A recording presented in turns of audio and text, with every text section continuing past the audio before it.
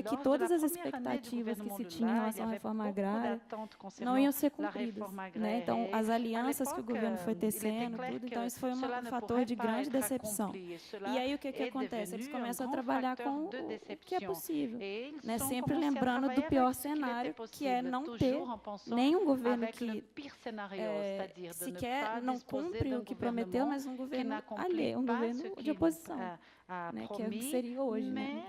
Então, assim, como lidar? E aí eles fazem isso de forma muito inteligente, né? Negociando o que é possível. O que o governo Lula faz é trazer para dentro do Estado. Tem umas passagens, né, no meu livro, né, que saiu da tese, que mostra assim os relatos deles de como a partir de gestores do PT no INCRA, os servidores que estão lá desde 80 tiveram que receber liderança, coisa que eles tinham medo, eles tinham verdadeiro pavor de serem sequestrados. Então, toda essa lógica do governo FHC de disputa, do movimento como o oponente, o outro, né? Então, no governo Lula tem essa abertura. Mas a parceria, ou seja, o movimento pautano, terra pautano, isso já é desde o governo FHC, isso já é desde... Porque foi sempre o movimento quem teve a capacidade de organizar essas pessoas. Na verdade, se a gente, né, só existe o sem terra pleiteante de reforma agrária porque tem um movimento que enquadra, faz esse frame, né, e apresenta isso como, enfim, construção do problema, né, do problema público.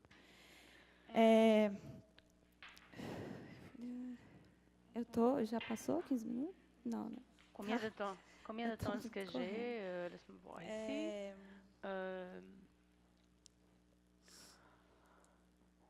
Ativista... Ativista? Tá. Então, respondendo um pouco a sua pergunta também, outras pessoas mencionaram isso, mas a minha pesquisa de doutorado ela foi uma etnografia do Estado. Então, infelizmente, a perspectiva que eu tive é dos servidores. Acabou que eu não consegui acompanhar e aí essa questão do público, né, Estado, sociedade civil aqui, em termos metodológicos, ela é fundamental, porque o mapeamento da controvérsia que eu fiz, ela de certa forma foi limitada ao Estado. Tá? Então isso até, né, eu acho que é uma autocrítica, né? Eu acho que eu poderia sim ter seguido os atores nesse momento. Então toda a perspectiva que eu tenho dos ativistas e a margem de manobra que eles têm para lidar com o Estado ou de entrevistas que eu fiz com eles dentro do órgão ou de suas falas nas reuniões públicas que eu acompanhei. Né? Então, e isso é um pouco des témoignages, des discours, des conversations que j'ai eues avec les fonctionnaires publics eux-mêmes. C'est un peu limité, en fait. Perdão, deixa eu... Tá, a questão do Francis, eu não sei, porque a minha pesquisa é de 2011, essa questão da futurologia, né, em que medida os atores interpretam isso como reversível e irreversível, ainda é uma coisa, o que a gente está fazendo agora, né, aqui no Instituto de Ciência Política, a gente tem um grupo que está pesquisando o papel desses servidores ativistas, que a gente chama, que entraram no Estado, no governo do PT, tentaram engendrar, tentaram fazer mudanças, e agora estão sendo exonerados, estão perdendo emprego, estão dando lugar. Então, a gente está tentando acompanhar o que eles estão fazendo para manter o que foi conquistado, em termos de políticas públicas, de ações do Estado. Tá, mas a gente não sabe ainda, né, o que vai sair disso. Contradição dos servidores, né? Realmente é uma contradição. Isso emerge na reflexão deles. Por um lado, a saída, pelo menos formal ou pública, né, o que é expresso no discurso, é sempre culpar Brasília, né, o racismo.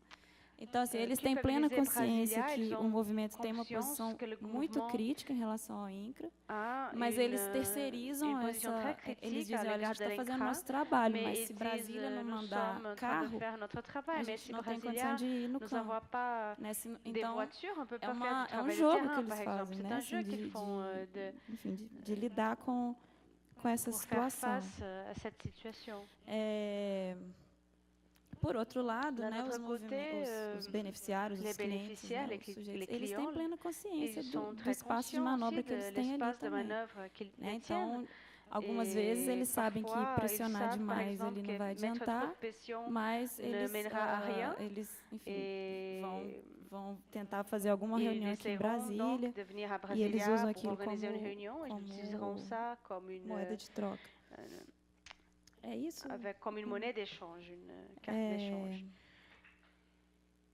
Tá.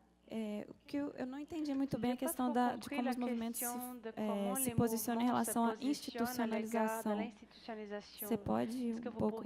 peut-être reformuler votre question? Ah, tá. D'accord, ok, no Pará, né, é um estado que tem três superintendências do INCRA, porque é um estado que tem 25% dos assentados da reforma agrária. Né, então, tem os assentamentos que são tradicionais, que é o assentamento que tem nos estados, e tem também os que são em áreas que são PDA, que são desenvolvimento sustentável, né, que tem populações que são tradicionais, ribeirinhas, né? Então tem uma visão muito crítica, né? Principalmente, e aí isso é uma coisa interessante, porque no sul e no sudeste do Pará tem a atuação dos movimentos tradicionais, MST, que é o repertório já constituído, ocupação, acampamento, mas no norte do Pará, Santarém, no oeste do Pará, tem muito assentamento que a crítica é que o Estado assenta gente que já está na terra. Né? Então, é como se, para fazer números, né, eles pegam, sei lá, 30 mil pessoas que já moram ali e dizem que são agora assentados do INCRA. Então, né, o INCRA fez... Então, tem uma crítica muito forte. Por outro lado, por entrarem no Programa Nacional de Reforma Agrária, ou seja, são agora beneficiários de recursos, tal, os movimentos chegam para fazer essa representação. Então, os movimentos, eles vêm, nesse caso, a reboque do Estado, né, o que é uma coisa inversa, uma lógica inversa. Então, é interessante olhar para essa dinâmica também. C'est intéressant aussi de regarder cette dynamique. Tá, então, muito interessante, né, a questão de como os funcionários conciliam, né, essa questão dos mais técnicos, dos mais políticos. No trabalho que eu mandei não tem isso, mas no meu livro, né, que vem da tese, e também um capítulo que vai sair no livro do IPEA. Agora, então, eu discuto como os servidores lidam, né, com essa, qual a margem de manobra que eles têm. E aí a contribuição tanto da literatura sobre discricionariedade, né, no campo da administração pública, e Michael Lipsky, esses autores, quanto Goffman, né, e aí o papel das interações, a ordem da interação, a definição da situação, tudo. Por quê que essa contribuição é interessante? Porque existe ali um momento, né, em que existe a regra formal, que é a lei, e as pessoas de carne e osso que estão ali. O servidor, ele tem que adequar essa norma a essa realidade e nem sempre cabe. Então, ele tem uma margem de discricionariedade, uma margem de manobra ali. E aí, o perfil dos servidores importa. Por quê? Porque os servidores mais reticentes em relação aos movimentos sociais, eles vão tender a seguir os critérios do formulário e tal. E os menos reticentes, não. Eles vão, essa margem ou esse espaço de discricionariedade, ele vai ter, né, vai ser preenchido uma posição mais favorável aos movimentos.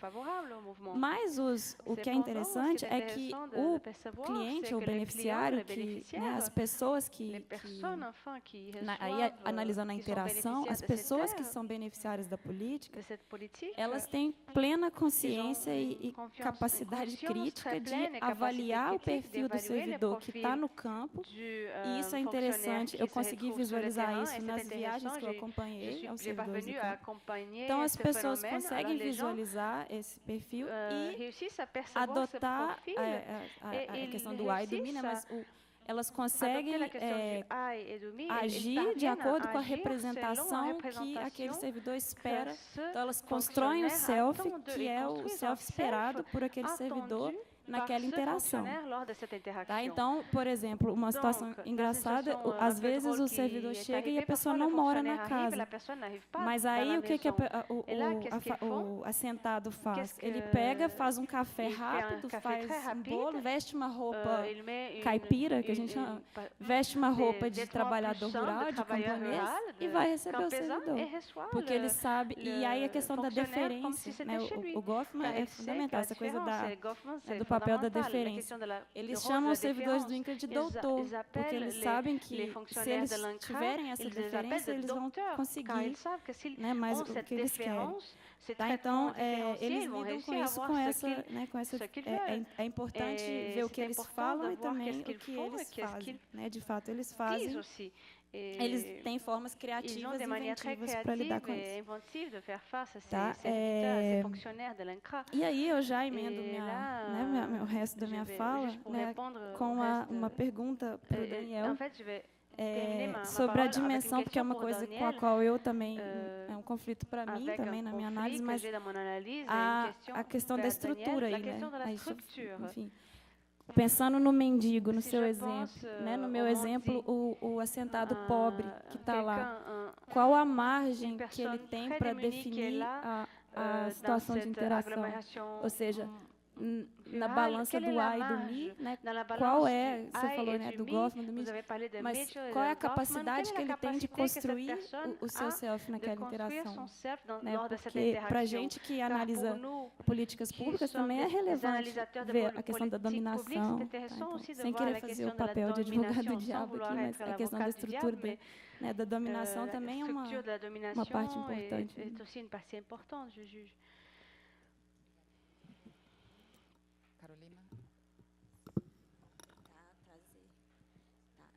Tentar trazer alguns elementos, amener quelques éléments, car on a plusieurs questions, mais par la suite, dans les déjeuners, les coffee breaks, je peux continuer. Je vais commencer avec le commentaire de Jussara. Tout d'abord, la question qu'elle a posée concernant le suspect d'achat de vote et comment cela dérange les gens. Et j'aimerais parler de Marlon Hayes, un juge qui est un des protagonistes du mouvement de l'État de Maranhão, qui était un juge local. Et il parlait un peu de la situation avant de la loi de l'achat de vote, qui c'était un code électoral des années 60 qui n'établissait pas aucun type de punition pour ce genre de crime. Et en réalité, l'achat de vote, il y a un doute, une suspecte, et la plupart des votes sont toujours achetés en fait. Mais il raconte une histoire où dans son tribunal local de commune, il y avait des gens qui venaient acheter des votes et il n'avait pas de dispositif légal pour pouvoir répondre à ces plaintes, pour pouvoir suggérer une plainte ou enfin. Et c'était donc le paysage institutionnel légal de l'époque jusqu'aux années 91 de la loi de l'achat de vote. Donc ce que je vois, c'est compliqué d'allier le mouvement de corruption avec le déroulement actuel. Et en faisant un peu le pont avec ce que Francis dit concernant l'indéterminé, il faut donner de la place à l'indéterminé. Car si on fait déjà une lecture de trajectoire en partant d'un présupposé qu'il existe des lectures de classe, des relations de pouvoir, je trouve que cela pourrait engendrer, faire en sorte qu'on arrive à une lecture préalable.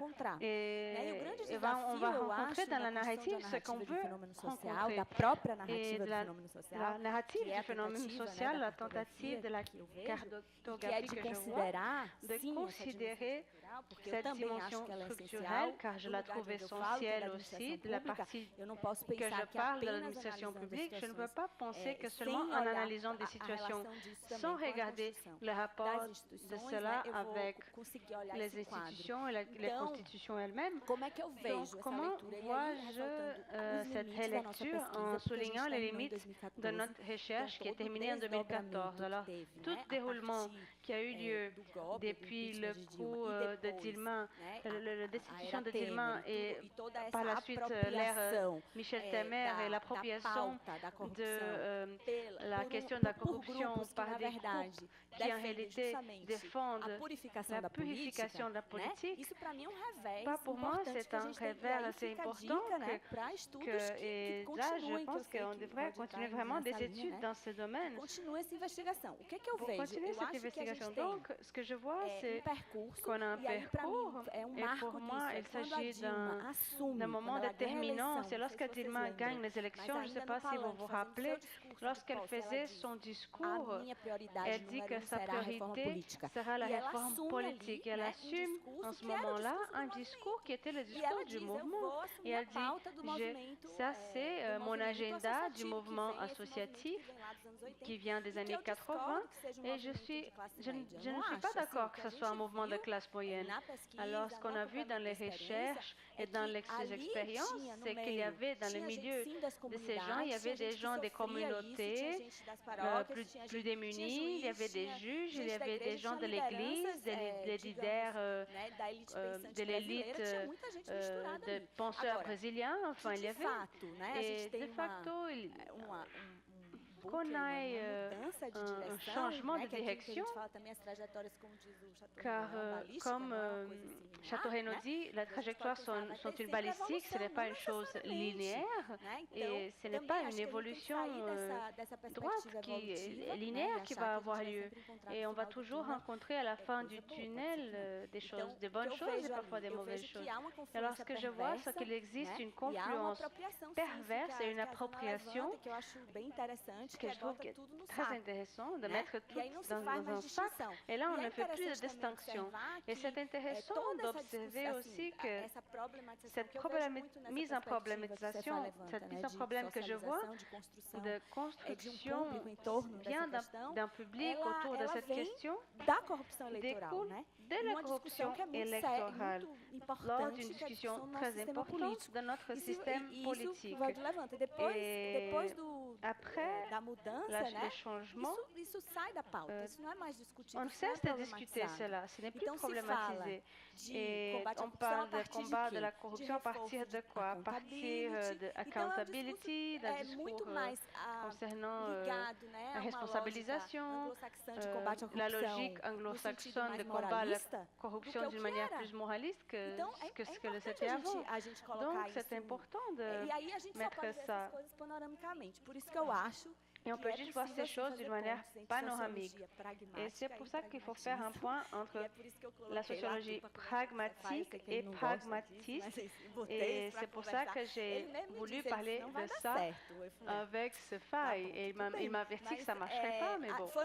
C'était en fait un essai et par la suite j'ai découvert le travail de Chateau Renaud et en réalité je pense que la conversation entre vous est très salutaire pour nous du point de vue de chercheuses qui se remet en question, enfin, et que je suis doctorante et on assume des positions enfin, lors des congrès et on assume vraiment cette position de dialoguer et faire une anthropophagie et construire nos parcours en faisant des erreurs, bien sûr, c'est normal, mais je trouve que ce dialogue est très important, mais je crois beaucoup dans la construction de liaison, parce qu'essentiellement, le projet radicaliste du pragmatiste est faire en sorte qu'on se déplace de cette normativité.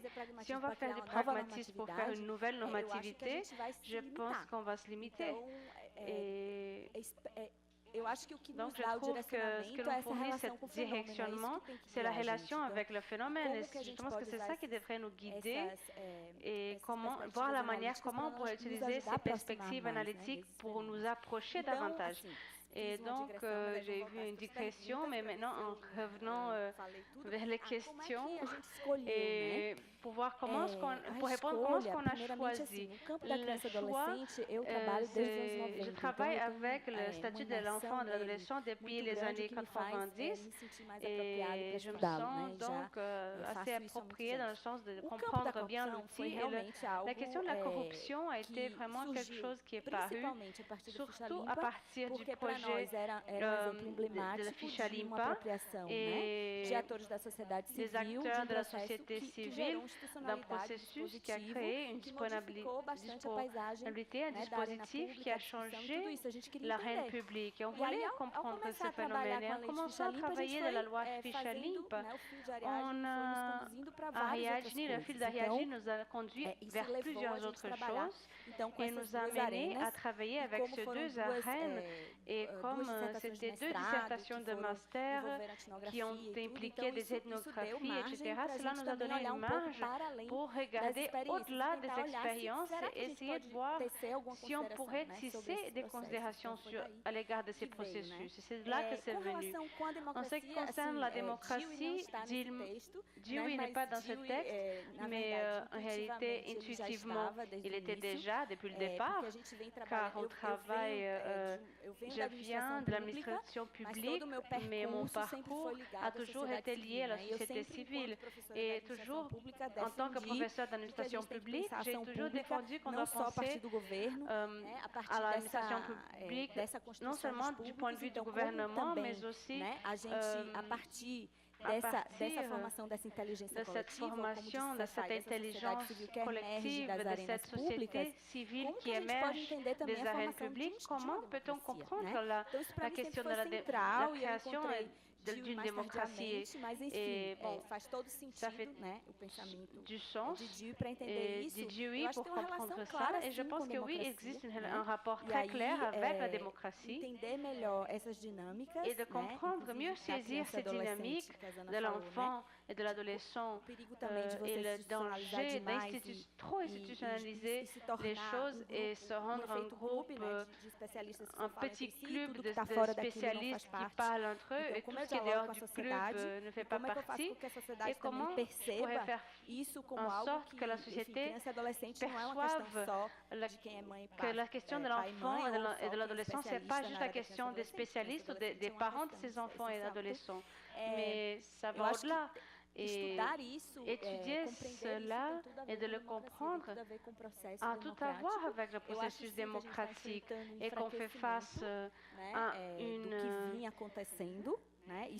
un affaiblissement qui est en train d'arriver, et ce revers de 2014 jusqu'à aujourd'hui et les changements dans les arènes pratiques et publiques. Et ce que je vois dans la ville de Florianopolis, c'est que l'espace de concertation sont de plus en plus vides.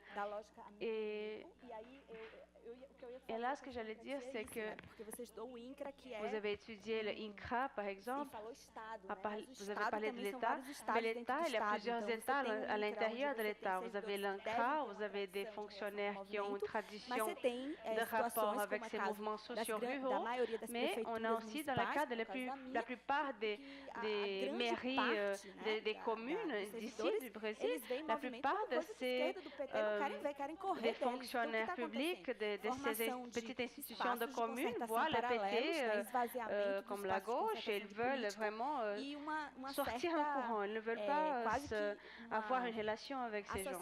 Et donc, il y a toute une association directe que l'espace du conseil de concertation et l'espace du PT de la gauche. Enfin, alors cela représente un affaiblissement, un revers de tout ce qu'on est en train de vivre. Et on doit analyser tout cela avec plus de calme et en sortant des formules toutes prêtes. Laissez-moi voir si j'ai quelque chose ici encore à dire. les pondérations des acteurs. Vous rappelez que vous avez demandé cette même question dans l'ordre du travail d'Agatha? Non, il n'y a pas eu de pondération des acteurs, c'était un travail artisanal, car on va voir maintenant si on parvient à s'approprier plus de prospères. C'était un travail artisanal et c'est impossible de faire une pondération comme élève de master qui va prendre un corpus de 200 rapports et articles. Enfin, c'était un travail énorme et je ne sais même pas comment ils ont réussi à le faire, mais on n'a pas eu le temps de le faire, de ponctuer. Et ce qu'on perçoit clairement avec notre vécu, étant donné qu'on a ces relations avec les leaders et les mouvements ruraux, c'est qu'il y a eu cette personne qui peut parler plus que moi à l'égard de ce phénomène, mais il y a eu un revers aussi du point de vue des acteurs. Les experts ont pris beaucoup d'espace dans la reine de la corruption. Je parle des experts juridiques. Et ce balancement qui avait lieu entre la logique de la militance politique, de l'activisme et une logique de moins technique et plus politique, cela se perd aussi en fonction de ce phénomène. Et il faut vraiment l'accompagner. Ce sont des pistes de recherche. Moi et Souriani, on parle beaucoup sur la question de l'accountability et du contrôle social, car cela devient quelque chose de spécialiste et des personnes qui comprennent très bien les dispositifs et de plus en plus distanciés des citoyens, du public, car ceux-là sont de plus en plus incapacités de faire des lectures, un contrôle social effectif. Et alors ça demeure quelque chose de plus limité au tribunal de comptes, aux spécialistes, etc. Autre chose? J'ai parlé de la futurologie.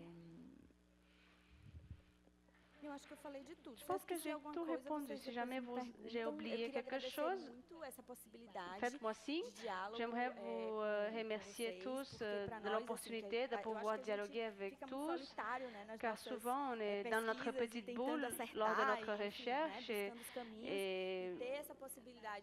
d'avoir cette possibilité d'interlocution, de dialogue, de réfléchir, revoir des chemins. Aujourd'hui, j'ai présenté quelque chose que pour nous, c'est déjà le passé, on se retrouve déjà dans un autre moment. Mais cependant, c'est important de renforcer ces espaces entre nous, Brésiliens, et avec les Français lorsqu'ils peuvent y participer. C'est excellent aussi. Mais entre nous, Brésiliens, de partager des expériences de recherche pragmatistes et de la sociologie pragmatique. Car je trouve qu'il y a quelque chose dans ces recherches qu'elles sont très artisanales. Et il existe tout un bricolage qui a lieu, qui c'est intéressant de développer davantage. Et encore une fois, je vous remercie donc pour pouvoir faire cet échange avec vous. Merci, Carolina. Daniel, eu vou tentar responder a todas as perguntas. Inicialmente, também não pode resolver todos os problemas, resolver as doenças, as incapacidades, e nem se você for a um terreiro e pedir para ele baixar, não vai adiantar. Então, são pessoas contemporâneas de Durkheim e de outros que começaram a pensar sobre esses temas. Isso aconteceu também nos Estados Unidos, a partir da ruptura entre o Norte e o Sul e da guerra que atingiu muito os Estados Unidos. Então, não temos como esperar muito deles todas as soluções para os problemas contemporâneos. Às vezes existe um tipo de ilusão quando se fala de um autor. Eu acho que não é assim que devemos fazer quando lemos esses autores. Nós, quando os lemos, temos que buscar ressituá-lo a partir das nossas épocas, e o que me permite articular novas ideias, passa por uma outra disciplina, que é a interpretação do texto, e que também é diferente dos conhecimentos em ciências políticas de hoje. Não tem como misturar ideias que datam de um século com as ideias de hoje. E, por isso, é importante também pensar nos trabalhos dos doutorandos que passam por outras disciplinas que são mais atuais. Então, temos que pensar nesses autores mais antigos, mais contemporâneos e que podem nos ajudar na solução dos problemas, mas não temos como ter com eles uma relação dogmática junto ao pragmatismo. Com relação a essa questão política, o que me interessa no Dewey é a ideia de um trabalho da experiência a partir da experiência. Isso não é ele que diz, sou eu que estou dizendo. E acredito que é o que você faz na sociologia. As pessoas conseguem fazer coisas extraordinárias e muito avançadas em termos literários. Quando você lê Dewey, você tem uma articulação entre emoção, avaliação e cognição